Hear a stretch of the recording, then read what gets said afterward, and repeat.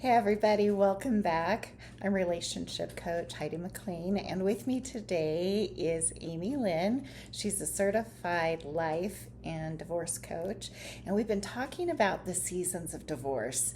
And today managing the seasons of divorce. And we're going to talk about the season of winter. And when you think of winter, it's December, January, February. What happens in December? All the Christmas events, holiday parties, all those things. New Year's Eve. January, we reset for the year, right? A lot of times people set New Year's resolutions. And then in February, when you're divorced, you have to face your first dreaded Valentine's Day. So we're going to talk about how to manage that and what that looks like in terms of seasons of divorce. So in December, we like to think about that in terms of being like an animal and being in hibernation mode. Things get quiet, things shut down, you kind of rest and digest. And I was listening to a podcast from Mel Robbins, and she was talking about the winter, and she was asking, why do trees lose all their leaves? And why is the season of winter so important? And what she shared is that the reason the trees shed their leaves is so that the branches and the trunk could retain its water. It needed it to preserve it. And so even though it looks like the tree is barren and things seem bleak, really it's not. It's just sleeping. And it's actually in self-preservation mode. And that's kind of the way we need to look at this season in terms of divorce. It's a time to just rest, regroup, preserve your resources. And by doing so, in this stage, you'll come out on top in the spring and bloom like you had mentioned before.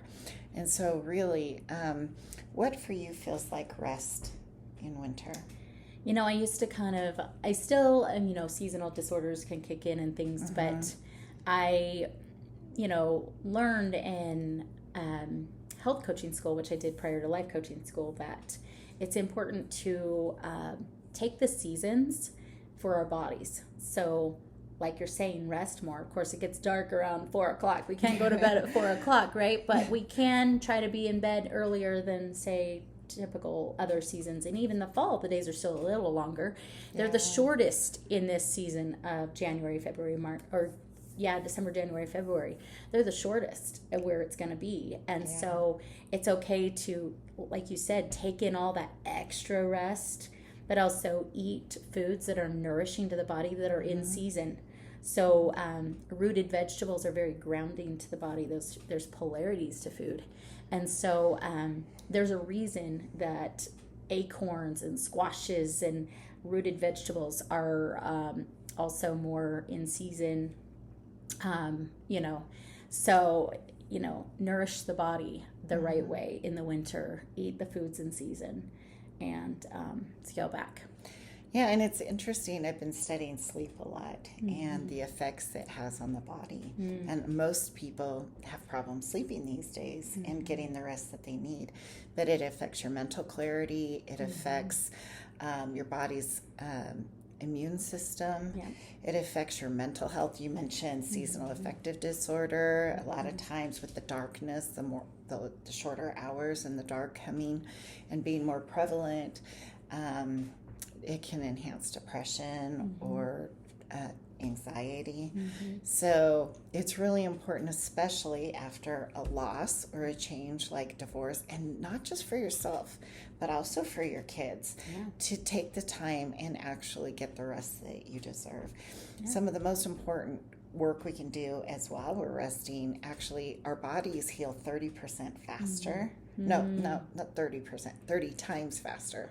Wow. If you're asleep than when you're awake. It reduces cortisol and helps your body reset completely. That's amazing. So taking this season seriously and using it for your benefit. I know it's hurried and hectic and we get distracted with all the parties and things.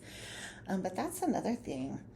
During this season, connect with loved ones. Have a plan in place before the actual holidays hit.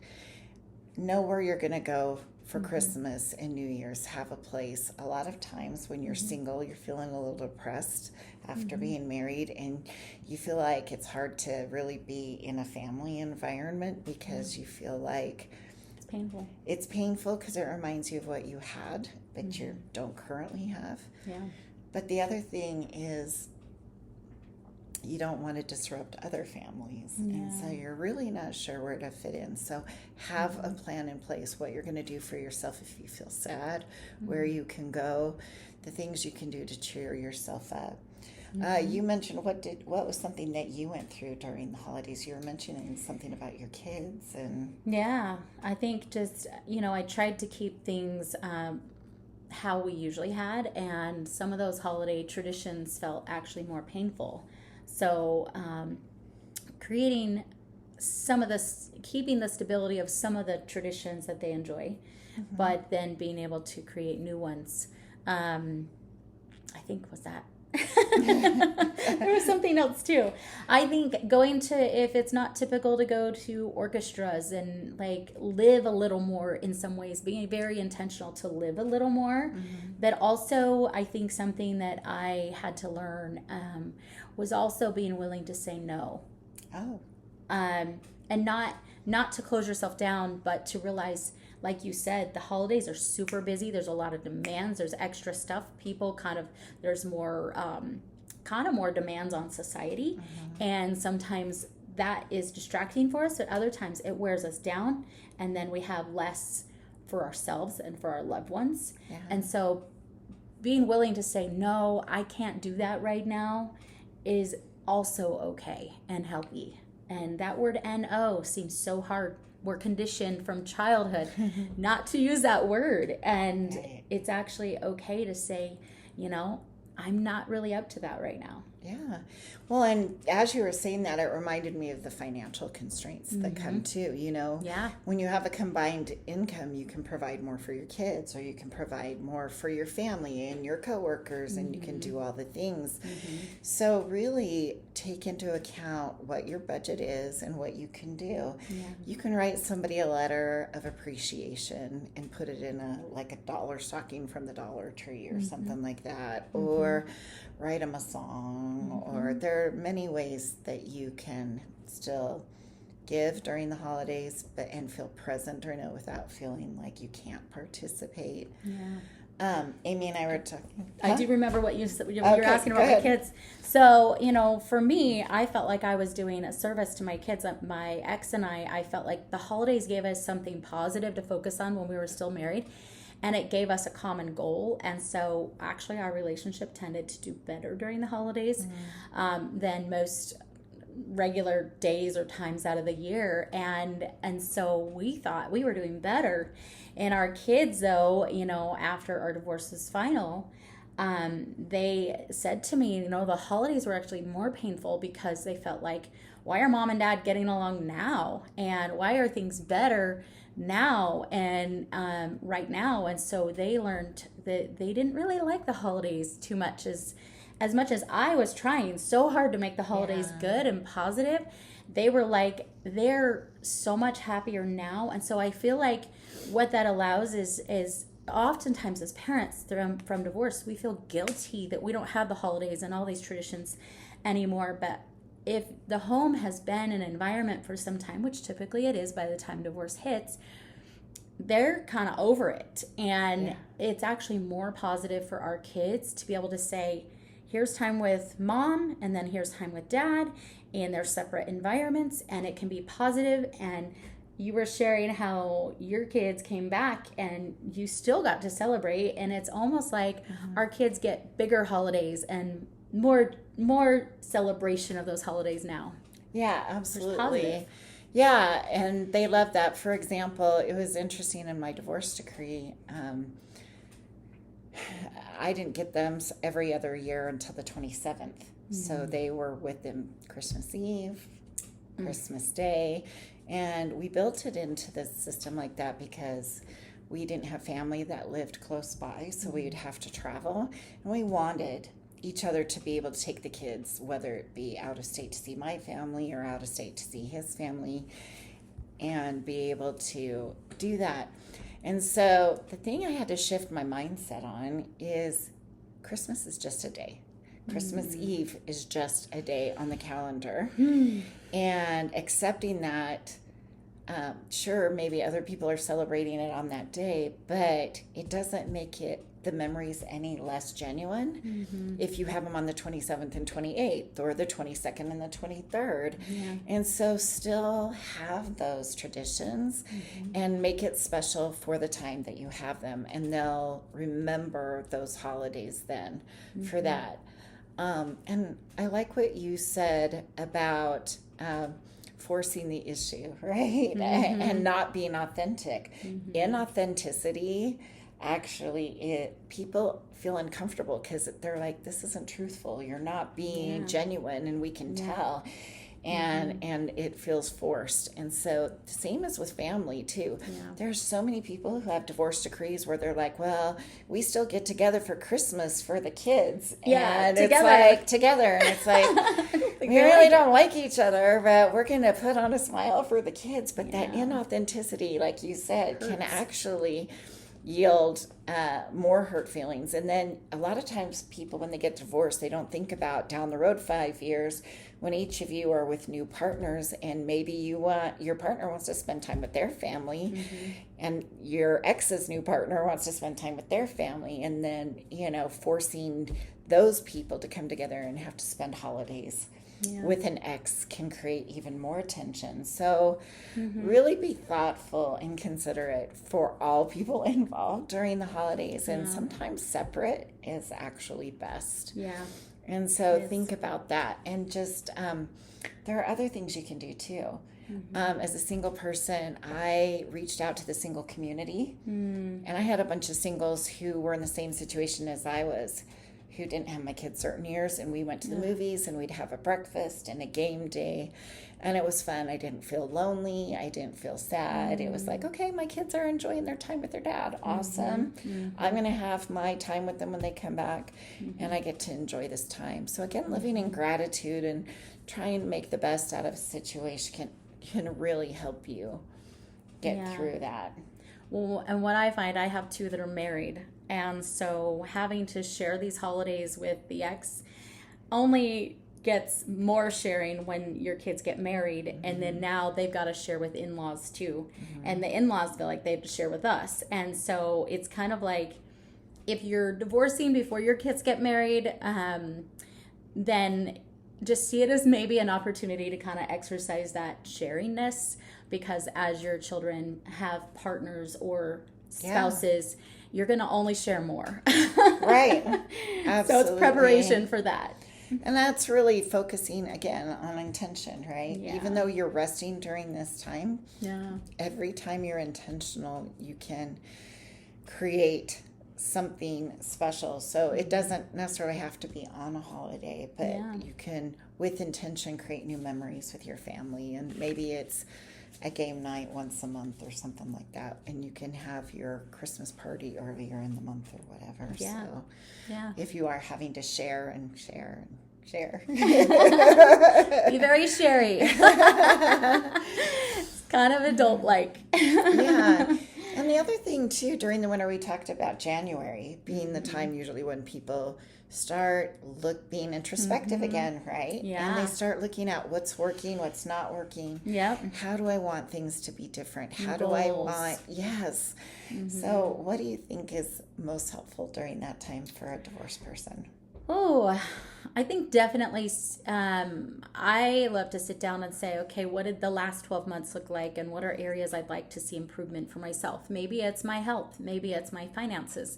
It might be my mental health. It could be my spiritual health, or having more friends, or more intentional with family time. Maybe you have family time, but you're not super intentional. You're not being super present. But being able to sit down and just say, okay, what served me well the last 12 months, and what maybe could I shift and to make the next 12 months count, because none of us know how long we're on this earth. Right. So that's what I love doing, is to sit down. I love vision boards. Oh, me too. I still keep a planner. I might not write all my calendar, everything in the calendar, but I sit down and I say, here are my goals, financial, spiritual, physical, and in all of these different areas of my life. And I reassess. And so my planner has tools in there for that. And then I track it throughout the year. What would you say to the person who's like, I've given up on New Year's resolutions? So some people are very avergent to the whole New Year's thing, and that is fine. If New Year's doesn't work for you, I think just see it as a new beginning. It doesn't have to be about New Year's, but also every day is a new beginning. Yes. Every month is a new beginning. Every week is a new beginning. And we can even have a new beginning from an hour ago. Yes. So just realizing it's not super personal on the whole calendar year, but that really it's okay to just think about these things throughout the year. Yeah. I think it's a great time, though, just because other people are thinking about it, so you hear about it. I think it's a great time. I love the book Atomic Habits. If you haven't read it, just think of one thing you can do differently.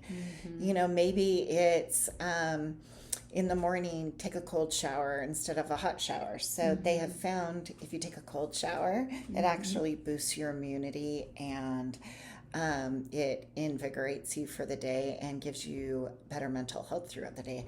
So maybe that's all you do. You're not like setting a goal, but you decide, okay, I'm going to get in the shower anyway. And maybe you take a warm shower and then take 2 minutes of the last part of it and make it cold or whatever. But just be more intentional in your living. Yeah, and I like that. And I think as much as we might kick against the whole New Year's resolution thing, there's a lot of new resources and tools that come out at that time of year, and a lot of it's marketing, but there's a lot of great things that come out, and be willing to just not really think about it as a New Year's resolution and get stuck in that, but just see the positive and, this is exciting. This is an exciting thing to go ahead and embrace. And again, I love the vision boards. My kids and I, we've usually gotten those thick boards that are like more foamy, the foam and and then we just have fun doing that. And we haven't done it for the last few years because my kids are spreading out, but we still talk about it and how it's a new beginning for a new vision. Yeah, so, having a new vision for a new year for what you want to accomplish, it's great. Again, just being present and being intentional. And then even February, so that can be so some people have single awareness parties where they get together with their single friends, which is great. I think focusing on self-care and loving yourself and digging deeper in that and looking into it, like in what ways do you feel like you're enough? In what ways do you feel like you're experiencing joy? In what ways are you bringing light to the world? And celebrating that and celebrating your uniqueness. And even though you may be without a partner, I mean, sometimes before you even get there, your partner may not have been the most romantic on Valentine's Day anyway. Valentine's has likely also been very painful in the most recent years, if not most of the years you were with them. Yeah. So really by surrounding yourself with people that you do love and care about, whether it be family or friends, that will definitely be helpful. But really, take yourself out. Like I have, I do this for my birthday every year. It's in January, so it still falls in the season. But I'll take myself out. I go get a hour-long massage or 2-hour-long massage. Wow. And then I go have a crab lunch because I love crab and it's expensive, but it's a way of treating myself. And then I'll watch a movie and curl up with popcorn or whatever. And I do it all just by myself. I don't go with anyone. And it's just being in that space by myself and just, again, resting and digesting, right? But pampering yourself during this time too just will help you get through that season. Yeah, because even if you have a partner in your life, we can only give to the level we have. Right. And so this might be a reminder of self-love that's kind of where we go to, but even as we date and move forward and start new chapters in our lives, it's still important to hold on to that self-love and individual identity within yourself. That will make you a better partner if you choose to have another partnership down the road, to have that individual identity still.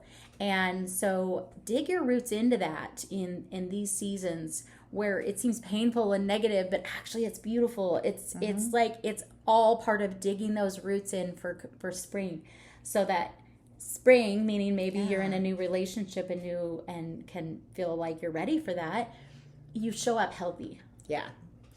And just focus on love, other kinds of love. It doesn't have to be romantic. So love your community, show acts of kindness, go work for the food bank, or set a goal to open a door for somebody every day, or put other shopping carts away if somebody's left them behind. Smile at a stranger. Yeah, it could be that, or just focusing on the love you have for your kids and celebrate them each day by doing something intentional. Like, there are so many ways, and by doing that, you'll feel the fullness and the warmth and the loneliness and will subside, because you're focused on others, of the beauty of what you have and what life has to offer. So wonderful. So don't shy away from the winter, because it's preservation and preparation for spring, which will bring lots of blooms into your life. Yes, I love it. Thanks for joining us. Thank you.